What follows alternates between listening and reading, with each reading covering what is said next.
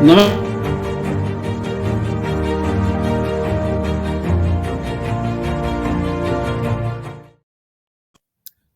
દર્શક મિત્રો, સૌરાષ્ટ્રમાંથી સાયબર મીડિયાના સુપરસ્ટાર અને સૌથી વધુ જોવાતા વિશ્લેષક જગદીશભાઈ મહેતાએ હવે એમના અખબારની નવી ચેનલ આજથી શરૂ કરી છે. અને જગદીશભાઈ ગમે જી સર 17/9 થી હજી લોન્ચિંગ ને વાર છે સર. અચ્છા, 17/9 થી શરૂ કરવાના છે. મને જરા મનમાં ચિંતા હતી સર કે સાત પક્ષમાં કેમ શરૂ કરો છો આપ. હવે મારી એ અકળામણ એઠી બેઠી. 17/9 થી શરૂ કરવાના છે, એટલે નવરાત્રી થી શરૂ કરશે. જી સર. આપણા સૌને માટે આનંદની વાત છે. આપણે મહેતા સાહેબને શુભસ્તુ તે પંથાનઃ, તમારો પંથ શુભ બની રહો, નિરામય બની રહો અને સફળતાનો પંથ બની રહો. કારણ કે એ સમાજના હિતમાં હશે. અમુક માણસો સફળ થાય ને એ સમાજના હિતમાં હોય છે, અને અમુક માણસો સફળ ન થાય એ સમાજના હિતમાં હોય. કોઈ અડ્ડો શરૂ કરતો હોય એને એવું ન કહેવાય કે શુભસ્તુ તે પંથાનઃ.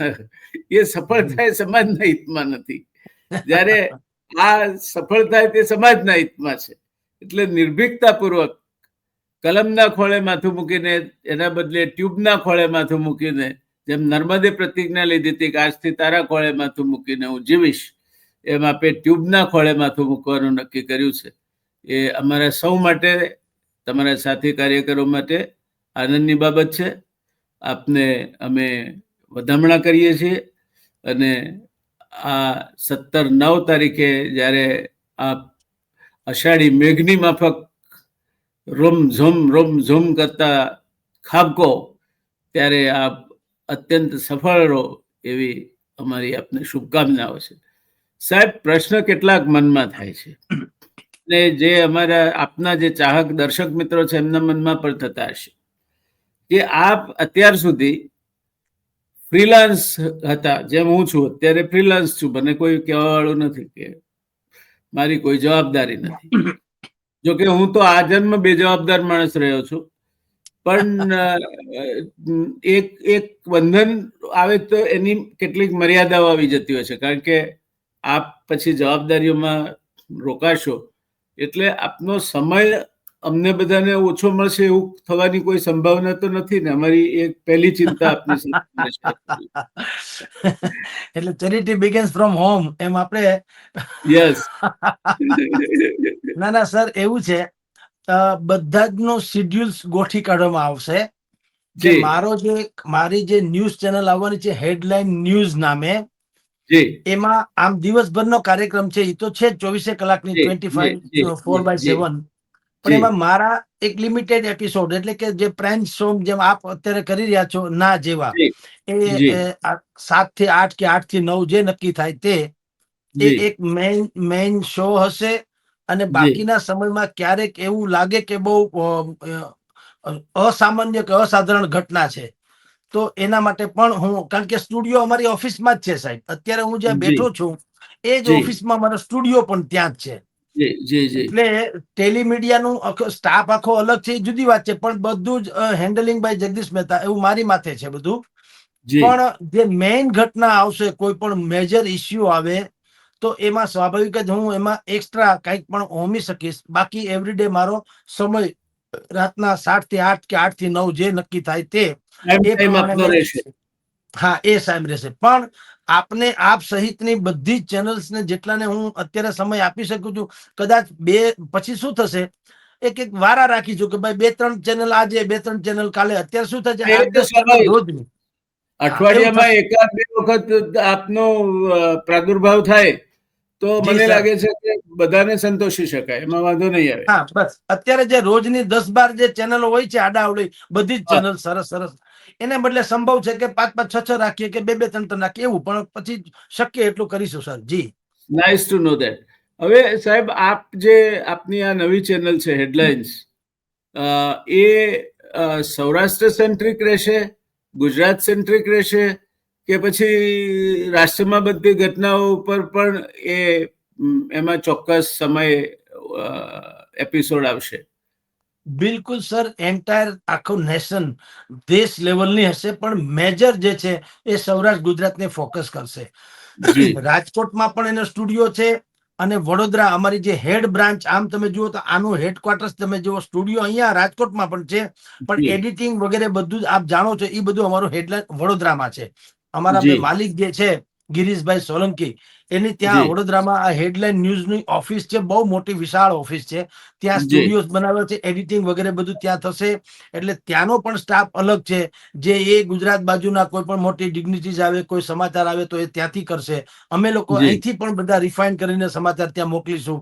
જેમ આપણે પ્રિન્ટ મીડિયામાં અમદાવાદ, વડોદરા, સુરત, મુંબઈ બ્રાન્ચીસ હોય છે, મેઇન બધાનો ફોકસ અમદાવાદ હેડક્વાર્ટર્સ છે, અને બધી જ જગ્યાએથી સંદેશ ગુજરાત, ભાસ્કર બધા જ શહેરોમાંથી નીકળે છે. એવી રીતે અમારું હેડક્વાર્ટર્સ જે છે આમ રાજકોટ અને વડોદરા બંને તરફ રહેશે. અને એન્ટાયર નેશન, દેશભરની સમસ્યાઓ, ખાસ કરીને વિશેષ કરીને ખેડૂત, ગુજરાત વગેરે વગેરે. જી દર્શક મિત્રો, આ એક બહુ જ જેને કહેવાય કે વેન્ટેજ પોઝિશન છે કે સૌરાષ્ટ્રમાં રાજકોટ ખાતે હાજરી હોય અને ગુજરાતમાં વડોદરા ખાતે હાજરી હોય, એટલે અમદાવાદથી સુરતનો બેલ્ટ આખો કવર થઈ શકે, અને સૌરાષ્ટ્ર કચ્છ એ રાજકોટથી કવર થઈ શકે. તો મને લાગે છે કે ખૂબ જ વ્યૂહાત્મક દ્રષ્ટિએ સારું કહી શકાય તેવા બે લોકેશન પર આ ચેનલનો કાબુ રહેશે, જે એક એની વિશિષ્ટતા અને તાકાત ગણી શકાય એવું રહેશે. તો મહેતા સાહેબ, આમાં અત્યારે આપ જે આપનું વિચાર તંત્ર છે, વિચાર ભૂમિકા છે, એમાં અને હવે આપની આ ચેનલ શરૂ થશે, શું ફરક આવશે? સર, આમ કોમન છે અમારું પ્રિન્ટ મીડિયા અને ટેલિમીડિયા, બેનો ફોકસ કોમન રહેશે. તમને કેટલીક અસામાન્ય અથવા તો ન માની શકાય એવી કેટલીક વાતની વિશેષતાની હું ફ્લેવર અથવા તો અત્યારે હું શેર કરું આપને સર. પેલી વાત તો ઈ કે દુનિયાભરમાં આપણે બધા અત્યારનું ટ્રેન્ડ શું છે, બધા જ લોકોને એમ છે જો પ્રિન્ટ મીડિયામાં હોય તો કે આપણું સર્ક્યુલેશન વધે, એડવર્ટાઇઝમેન્ટ વધે વગેરે. પ્રિન્ટ અને ટેલિમીડિયામાં લાઈક કરો, શેર કરો, સબસ્ક્રાઇબ કરો વગેરે વગેરે. હું મારા શોમાં તો સ્પેસિફાઈ કહેવાનો છું કે પ્લીઝ તમે લાઈક ન કરતા, શેર ન કરતા, સબસ્ક્રાઇબ ન કરતા, જો તમને ન ગમે તો કરશો જ નહીં, અને ટાઈમે નહીં વેસ્ટ કર, કારણ કે આ રોજનું છે સાહેબ, એવરી ડે. તમારે અનેક મહત્વના કામો હશે, માનું છું, પણ હા એટલું ચોક્કસ છે સાહેબ, શ્રદ્ધા, કે અમે જનતાના એવા જ મુદ્દાઓ લઈને આવીશું અને એવી સચોટ વાત કરીશું કે એ આપોઆપ એને શેર કરવાનું મન થાય તો જુદી વાત છે, પણ આપણે કઈ એને કહેવાની જરૂર નથી તમે કરજો, કારણ કે હું માનું છું કે બધા જ લોકો વ્યસ્ત હોય છે, અને સારું લાગે તો તમે ન કરો તો પણ એ લોકો શેર કરવાના, અને ખરાબ હશે તો કહેશો તોય નહીં કરે. એટલે નંબર 1. નંબર 2, અમારું જે મહત્વની, મેં અમને પહેલા આપને વાત કરી તેમ, સામાન્ય રીતે દરેકને એવું હોય છે કે ન્યૂઝ ચેનલ કે યુટ્યુબ પોર્ટલ કે પ્રિન્ટ મીડિયામાં બધાને હોય ને ધંધો, આમ વ્યવસાય તો છે, ટકવું તો જોઈએ, ખર્ચો તો થાય છે, અને આપ તો એનાથી બિલકુલ વાકેફ છો. તો અમને ખબર છે કે ભાઈ ખર્ચો વર્ષે 10 કરોડ રૂપિયાનો ધારો કે ખર્ચો છે, ફોર એક્ઝામ્પલ સાહેબ. અમારે ત્યાં એવું અત્યારે ગણતરી છે કે પ્રિન્ટ મીડિયા અત્યારે જે ચાલે છે તે, અને ટેલિમીડિયા હવે આવવાનું છે તે, આ બંને થઈને, કારણ કે અમારો સ્ટાફ જે સાહેબ 23-24 જણાનો સ્ટાફ છે, અને ધીંગા પગાર વાળો સ્ટાફ છે, આપની જાણ ખાતર સર.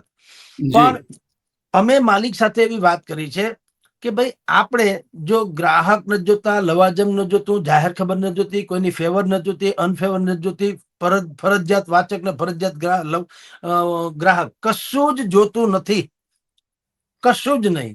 શેઠ ને ભગવાનની દયા છે કાવડિયામાં, સાંભળો આપણી ભાષામાં. હવે ઈ માની લો કે કોઈ બીજી રીતે ચેરિટી કરે, કોઈ મંદિરમાં દાન દે, કે કોઈ બીજી જગ્યાએ દાન દે, કે ગમે તે કરે, ચેરિટી કરે જ છે. તો મેં કીધું કે કરો, એમાંય વાંધો નહીં, તમારી પાસે વધે તો, પણ આ પણ એક પ્રકારનું દાન જ છે, જો તમે સત્યનું દાન આપો છો, રાઈટ, સાચી વાત તમે સમાજને કરો સાહેબ, તો એ પણ એક બહુ મોટી સેવા છે ને. અત્યારે સૌથી મોટો જે દુષ્કાળ અગર ક્યાંય હોય તો હું બે જ વસ્તુનો દુષ્કાળ માનું છું આખા એન્ટાયર નેશનમાં, અને એ 12માસી દુષ્કાળ છે સાહેબ. ઓલા દુષ્કાળ તો વરસાદ ન વરસે તો દુષ્કાળ, આ 12માસી દુષ્કાળ બે છે, એક ભરોસાનો અને એક સત્ય વાતનો. બે, વફાદારી અને સત્યતા, આ બેનો બહુ ભરોસો છે. તમે મારી ઉપર ગમે એટલો ભરોસો મૂકો, ચેનલ હેડ બનાવી દો, પણ મને ધારો કે ક્યાંક લાભ મળવાનો થાય એટલે હું તમને દગો ફટકો કરી દઉં. એવી જે આ ચારેકોર પ્રવૃત્તિ રહી છે લોકોમાં, એને આપણે ભ્રમણા દૂર કરવી છે, નંબર 1. અને બીજું સત્યતા. સાહેબ, મેં જ્યારથી આ અત્યારે બોલું છું ટીવીમાં, કોઈ સાચું બોલતા નથી. કે સાચું બોલતા નથી, પણ હું એમ કહું છું અમે બોલીએ છીએ, લ્યો, ક્યાં કોઈ નથી મારી નાખતા. કેટલીક ધમકીઓ અંતે હવે એટલી આપણે સમજી લેવાની કે ઈ સ્વાભાવિક જ છે, એટલું આવે, એ તો બધું સંજા આવે, રોજનું થયું, તો એનો કઈ પ્રોબ્લેમ નથી સાહેબ. એ તો આપણે બે સાથે હોઈએ ત્યારે પ્રસાદીનો સંયુક્ત લાભાર્થી હું પણ છું, એટલે ચાલ્યા કરે. હોય શકે, તૈયારી બિલકુલ સર, સાથે જ બિલકુલ આપણે કામ બિલકુલ. કરીએ છીએ. Yes sir. એટલે હવે સ્વાભાવિક વાત થઈ ગઈ કે પોલીસ હોય તો દંડો મારે અથવા ખાય, ગુંડો હોય તો ગાળ દે અથવા ખાય. હવે એ રોજની વાત થઈ ગઈ. એવી રીતે આપણે હવે સાચું બોલીએ એટલે સ્વાભાવિક જ કેટલાયને નહીં ગમવાનું, કેટલાકને ગમવાનું જે છે એ લોકો સરાહના કરવાના, નથી ગમવાના તે લોકો આપણી ટીકા કરવાના. Forget it.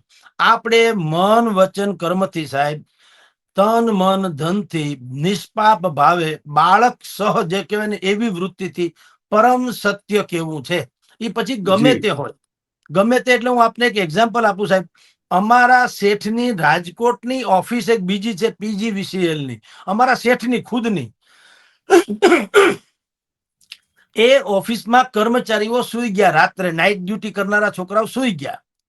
કોઈએ સ્ટિંગ ઓપરેશન કર્યું, ફોટા પાડ્યા, અમને મળ્યા, તો અમે અમારા છાપામાં રીતસર ફોટા સહિત મેટર છાપી, શેઠના નામ જોગ.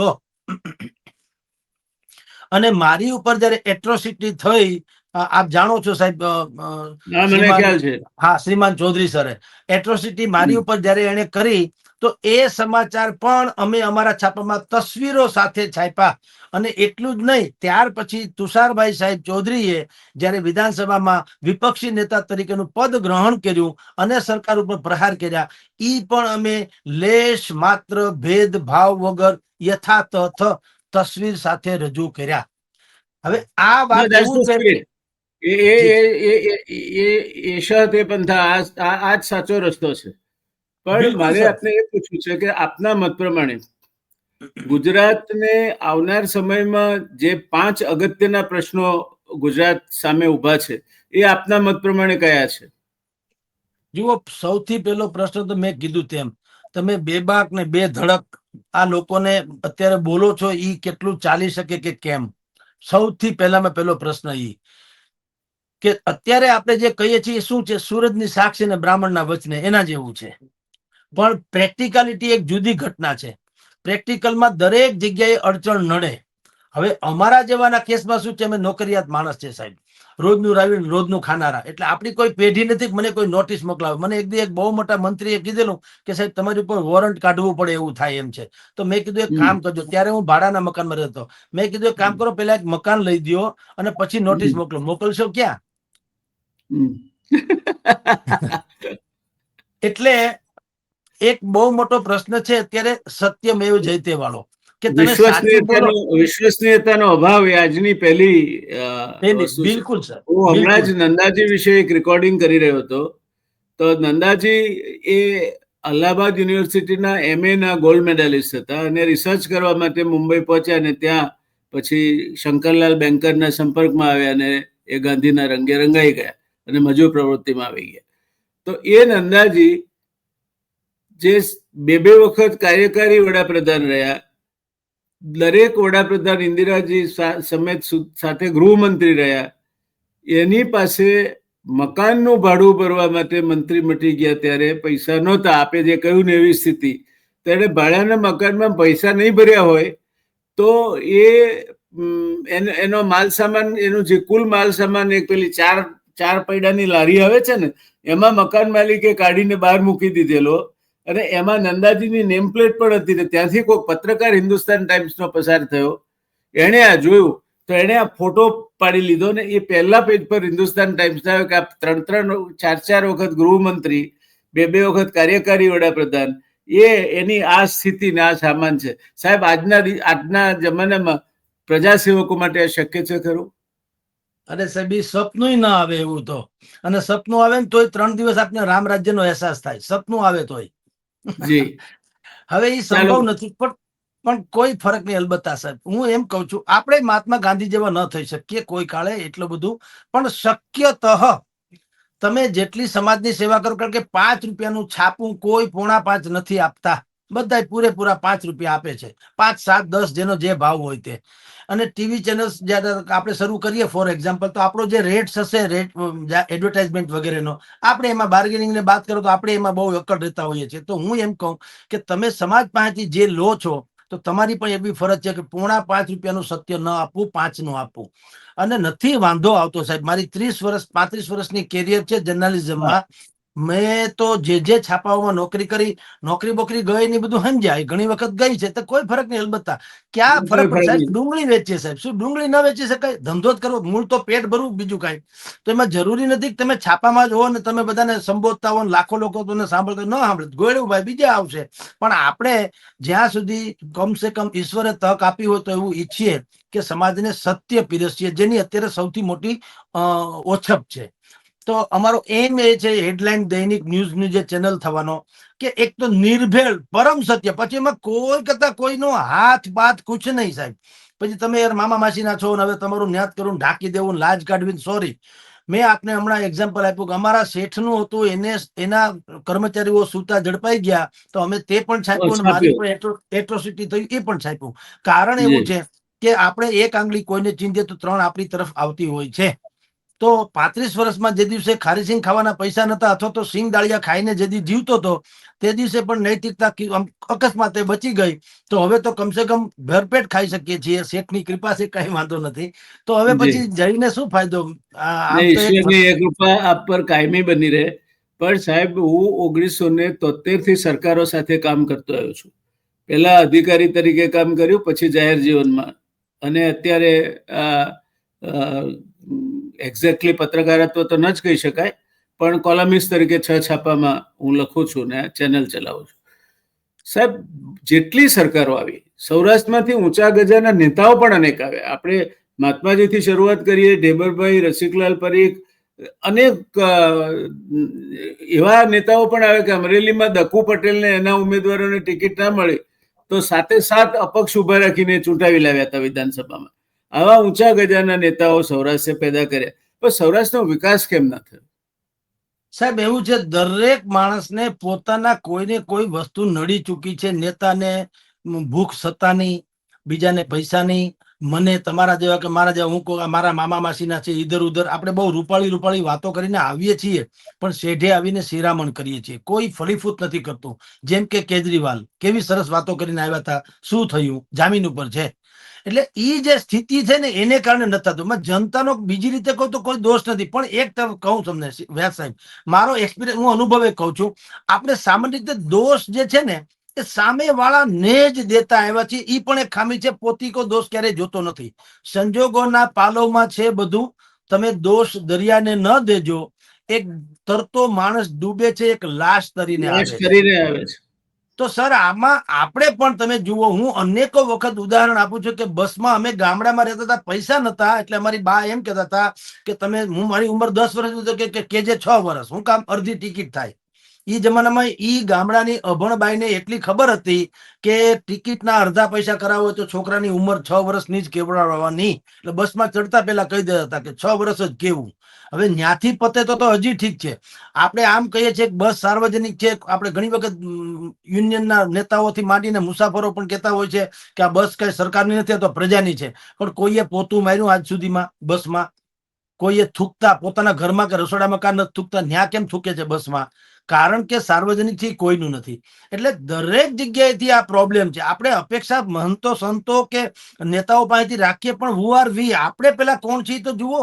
આપણે કે જો એવું છે ને, તમે સુંદરતા પામતા પહેલા સુંદર બનવું પડે સાહેબ. જી હવે મારે તમારી પાસેથી જ બધી સારી અપેક્ષા રાખવી, મારે હું ઘણી વખત એમ કહું છું કે આજ સુધીમાં દુનિયામાં કોઈ માણસ એવો છે જેને એવો વકીલ રાખ્યો હોય, પોતીકો, જેમ આપણે ડોક્ટર રાખીએ ફેમિલી ડોક્ટર, એમ કોઈ એવો પોતીકો વકીલ રાખ્યો એવું સાંભળ્યું કે ભાઈ ગમે એમ થયો અમારા કર્મચારી કે અમારા પરિવારના કે અમારા કોઈ પણ માણસ ઓળખીતા બળખીતા એ પણ કોઈ પણ પ્રકારનો ગુનો કરે તો ક્યારેય છટકવો ન જોઈએ, હોય ગમે એમ કરીને સજા કડકમાં કડક સજા થવી જોઈએ, એવું તમે એમ કે કોર્ટમાં એવો કોઈને વકીલ રાખે નહીં.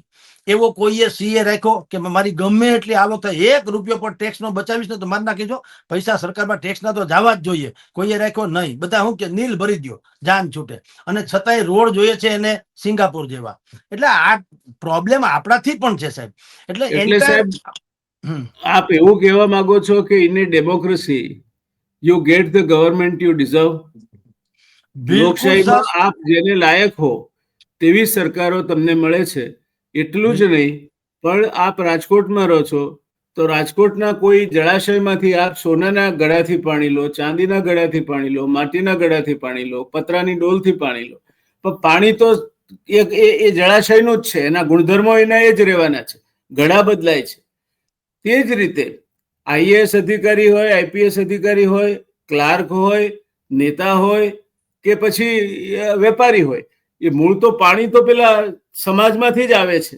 જ્યાં સુધી સમાજ ના બદલાય ત્યાં સુધી આ લોકો બદલાશે એવી અપેક્ષા રાખવામાં આપણે ક્યાંક ભૂલ કરીએ છીએ એવું લાગે છે આપને? બિલકુલ, હું તો દ્રઢપણે માનું છું સાહેબ. તમે કારેલા વાવો તો મીઠા ક્યાંથી થાય? શેરડી વાવો તો કરડવી ક્યાંથી થાય? આપણે જ મોકલીએ છીએ નેતાને એન કેન પ્રકારે, બધી જ જગ્યાએ કઈ આખું એમાં મશીનરી હાયર કરીને ચૂંટાઈ જાય છે એવું તો છે નહીં. આપણે મતદાર તો કોઈ દી બન્યા, આપણે મતદાર છે, નાગરિક ક્યાં રહ્યા કોઈ દિવસ? મત આપતી વખતે નાગરિકપણું જે હોય એ ક્યાં? કારણ કે રોડ નાગરિકનો છે, રોડ લેવાનો નથી, ચુવાડિયાનો નથી, તળપદાનો નથી, કડવાનો નથી, રઘુવંશી નથી, માઇનોરિટી નથી, દલિત. રોડ ક્યાં છે? રોડ, નળ, લાઇટ, ગટર, હોસ્પિટાલિટી કે શિક્ષણ ઇત્યાદિ તો સાર્વજનિક જે સમસ્યાઓ છે.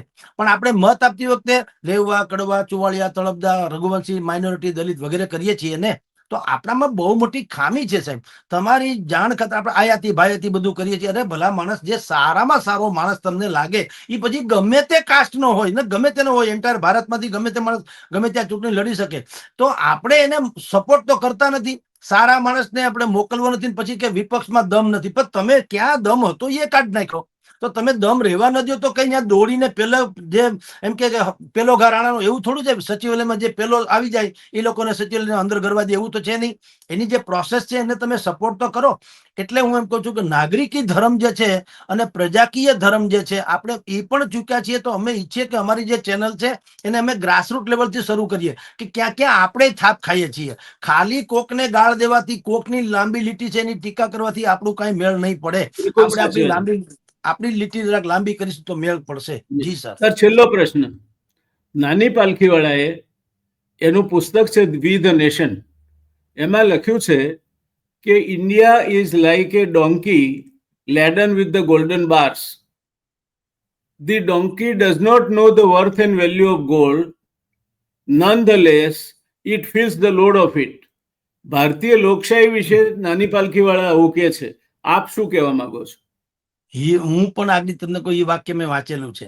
હું પણ એમ કહું, તમે હીરાને ઉકરડામાં દાટી દો અથવા ગધેડાની ડોકે બાંધી દો, ન ગધેડાની કિંમત વધે ન કોહિનૂરની ઘટે.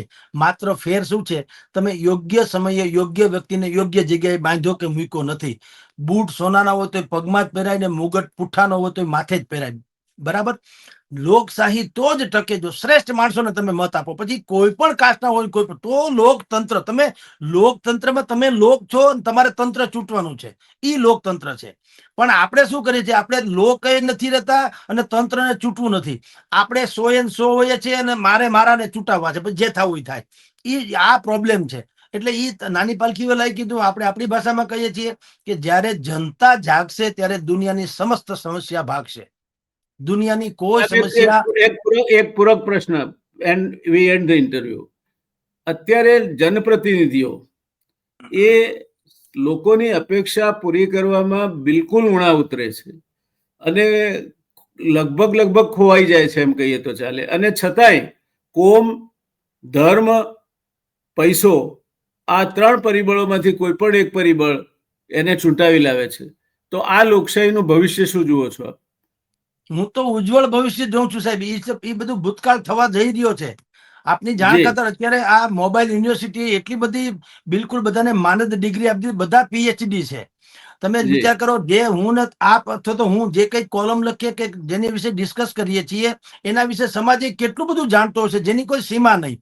એટલે અત્યાર સુધી આપણે અજ્ઞાનને કારણે દુઃખી હતા, હવે અજ્ઞાનનો દરવાજો દૂર થઈ ગયો છે. જ્ઞાન થયું છે. હા બિલકુલ સર. હવે બસ એને પોઝિટિવ વાળવામાં આવશે તો બિલકુલ બહેતરીન નિર્ણય થશે. તમારી જાણ ખાતર હવેનો યંગ જનરેશન વોટર્સ જે છે એ શું કે છે, બધા જ નેતાઓને કે છે, બધા નેતાઓને એક કેસેટ વગાડે, ખબર ને, અમે પક્ષને વફાદાર રહેશું. અરે ભલા માણા, પ્રજાને રહ્યો, પક્ષને નહીં. પક્ષ ગોળ્યો. હવે પક્ષ ક્યાં હોતા હે? પ્રજાને વફાદાર રહ્યો. પ્રજાએ મત આપ્યો એટલે તમે ધારાસભ્ય કે સંસદ સભ્ય કે સમથિંગ મંત્રી બન્યા છો. એટલે જનતાને પૂછવાનું કે દાખલા તરીકે હું આજે ભાજપ કે કોંગ્રેસ કે આમ આદમી કે જે ગણો જેમાંથી હું ચૂંટાઉં એમાંથી, દાખલા તરીકે મારે જનતાને કેવું જોઈએ કે ભાઈ હું ચૂંટાણો છું. શાસક પક્ષમાં હું તો ઠીક છે કે મારી સહીથી કઈક થઈ શકશે, કારણ કે હું શાસક પક્ષનો કઈક છું. વિપક્ષમાં ચૂંટાણો તો થવાનું તો કઈ નહીં વિપક્ષને કારણે. તો મારે પૂછવું જોઈએ. સાહેબ એ માન્યતા ખોટી છે. વિપક્ષમાં તો ઉલટાનું હું 5 વર્ષ રહ્યો છું સાહેબ, વધારેમાં વધારે કામ તમે કરાવી શકો છો, કારણ કે એમાં તમારા પર બંધન નથી હોતું બોલવાનું. એ તમારા જેવા મેં કીધું કોક હશે સાહેબ. રાજકારણ છે, બહુ ફ્લેક્સિબિલિટી હોય છે. એને ખબર પડે નારાયણ વ્યાસ ભાઈ, જયનારાયણ વ્યાસ કોણ છે અને જગદીશભાઈ કોણ છે. જગદીશભાઈ નું કોઈ ભોજોભાઈ સાંભળે નહીં. હું તમને બીજું કહું, છોડીએ, કઈ વાત નહીં. પણ મારે જનતા, ના ના બિલકુલ સત્ય છે સાહેબ. એવું છે, મારે જનતાને પૂછવું જોઈએ કે હું ચૂંટાણો છું, વિપક્ષમાં છું, વિપક્ષમાં હું કરી શું શકું વધીને રજૂઆત, જે સમજતા તમે કરી શકો છો. તમે એટલે કે જનતા. હવે તો આ બધી વોટ્સએપ યુનિવર્સિટી આવી ગઈ છે, બધા બધું કરી શકે છે. એના કરતા પૂછવું જોઈએ કે તમે મને ચૂંટો શું કરવા? મારા ટીએડીએ ચાલુ થાય એટલા માટે ચૂંટો છે? નહીં. તમે શું કામ ચૂંટો? રોડ, રસ્તા, નળ, ગટર, લાઇટ, બાથરૂમ વગેરે વગેરે સારું થાય. તો તમને વાંધો ન હોય તો મને એવી ઓફર છે કે તમે જો અમારા પક્ષમાં આવી જાઓ, દાખલા તરીકે કહું છું, પૈસા લઈને એમ નહીં, તો આ તમારા કામ થઈ જાય તો તમે મને કહો, કારણ કે હું તમને વરેલો છું, તમને વફાદાર છું. તમે કહો, મને કોઈ વાંધો નથી. આ બેઠો ધારાસભ્ય થઈ ગયો, મારા ટીએડીએ ચાલુ છે અને હું બધા રજૂઆત કર્યા કરીશ. પણ તમને વાંધો ન હોય તો આ ઓફર જે કહેતા હો તો એ બિલકુલ ટ્રાન્સપરન્ટ હોય તો પછી થોકડા આવે છે, ગાંધી સાહેબ આવી જાય એમ નહીં. તો આવી પણ એક સંભાવના છે સાહેબ ભવિષ્યમાં કે લોકો પ્રજાના જ પ્રતિનિધિ આવશે. અત્યારે આપણે કહેવાય લોક પ્રતિનિધિ, ખરેખર એ પક્ષ પ્રતિનિધિ હોય છે. એ ખોટું છે. લોક જ પ્રતિનિધિ હોવા જોઈએ, પક્ષ પ્રતિનિધિ નહીં. પક્ષ એક બેનર છે. હું પત્રકાર છું, એ મહત્વની વાત છે. આજે હેડલાઇનમાં છું, કાલે ટાઈમ્સ ઓફ ઇન્ડિયામાં હું, પરમદી નૂતન સૌરાષ્ટ્રમાં હું, તો ઓલેથી ફ્રીલાન્સ હું. પત્રકાર હું મટવો ન જોઈએ, અથવા તો મારામાં રિયાલિટી ન મટવી જોઈએ પત્રકારત્વની. ઈ સેન્સમાં કહું છું. લોક પ્રતિનિધિ એટલે લોક પ્રતિનિધિ, એમાં કોઈ પક્ષ પ્રતિનિધિ નહીં. તો અને મને તો લાગે છે ફ્યુચર બ્રાઇટ, કારણ કે હું તો અહીંયા આપે જ હશો, પણ અહીંયા અમારી ઓફિસમાં અમે જઈએ છીએ, મળીએ છીએ, સેંકડો લોકો રોજ આવે છે, ઇનોસન્ટ, બિલકુલ નિર્દોષ, જેને કોઈ પક્ષ સાથે લેવા દેવા ન હોય અને પોતે ધનાઢ્ય હોય, એવા અનેકો લોકો માને છે કે હવે રાજનીતિમાં તો આવવું જોઈએ, કારણ કે મોટા ભાગની સત્તા જે છે એ એમાંથી જ આપણે મેળ કરી શકીએ એમ છીએ. સારા માણસોએ જાહેર જીવનમાં આવવું જોઈએ. દરેક ક્ષેત્રમાં ભણેલ ગણેલ હોય, સારો હોય, પૈસા પાત્ર હોય, ખાયકી કરવાની જરૂર ના હોય, એવા માણસો જાહેર જીવનમાં આવશે, દરેક ક્ષેત્રમાં નેતૃત્વ કરશે, ત્યારે દરેક ક્ષેત્રનું ભલું થશે, એવું દર્શક મિત્રો મહેતા સાહેબનું કહેવાનું છે. અને એમની વાત સાથે હું શતશઃ સંમત છું, કારણ કે જ્યાં સુધી ભૂખ્યો માણસ આવશે, જ્યાં સુધી અધૂરો માણસ આવશે, આજના જ્ઞાનના જમાનામાં અજ્ઞાની માણસ આવશે, ત્યાં સુધી આ તંત્ર પાસેથી એ કોઈ પણ કામ કરાવી શકે એવી કોઈ અપેક્ષા રાખશો નહીં. વધારેમાં વધારે પોતાના 2-5 કામ કઢાવી શકશે અને કોઈકની દલાલી કરી શકશે, એથી વધારે કંઈ કરી શકશે નહીં. એટલે તમે જ્યારે મત આપો છો, તમે તમારા મતાધિકારનો ઉપયોગ કરો છો, ત્યારે સમજી વિચારી અને એવા યોગ્ય પ્રતિનિધિને તમે વિધાનસભામાં કે જિલ્લા પંચાયતમાં કે તાલુકા પંચાયતમાં મોકલજો કે જે તમારા હિતોને ગીરવે મૂકી અને પોતાનું કામ ન કાઢે અને એ પોતે કામ કરવા સક્ષમ હોય. ખાસ અગત્યની વસ્તુ તો એ છે આજના જમાનામાં સાહેબ કે એ માણસ સક્ષમ હોવો જોઈએ. જેને મોટર ચલાવતા આવડતી નથી ને મર્સિડીઝ આપો તો એનો કોઈ અર્થ નથી. એટલે આ બાબતે જ્યાં સુધી જનતા જાગૃત નહીં થાય ત્યાં સુધી લોકશાહીમાં આપણે માર ખાતા રહીશું. પણ હવે પરિસ્થિતિ બદલાઈ રહી છે, માધ્યમોના કારણે, સાયબર મીડિયાના કારણે, મહેતા સાહેબ જેવા બોલતા પત્રકારોના કારણે. અને એ આપણા માટે ખુશીની વાત છે કે હવે જગદીશભાઈ મહેતા સાહેબ પોતાની વિડીયો ચેનલ પણ શરૂ કરી રહ્યા છે. એટલે 19મી તારીખથી આપણે રાહ જોઈશું એક સરસ મજાની ચેનલની. અને સાથે સાથે એ ચેનલ શરૂ કરે, પુષ્કળ એને સફળતા મળે, બધું થાય, પણ આપણે આપણા મહેતા સાહેબ ન ગુમાવી શકીએ એવી સ્વાર્થ ભાવના સાથે આજની વાતને આપણે પૂર્ણવિરામ તરફ લઈ જઈશું. ખૂબ ખૂબ શુભકામનાઓ સાહેબ. શુભસ્તુ તે પંથાના. આપનો પંથ નિરામે બની રહે. ધન્યવાદ sir. Thank you very much sir. Thank you sir.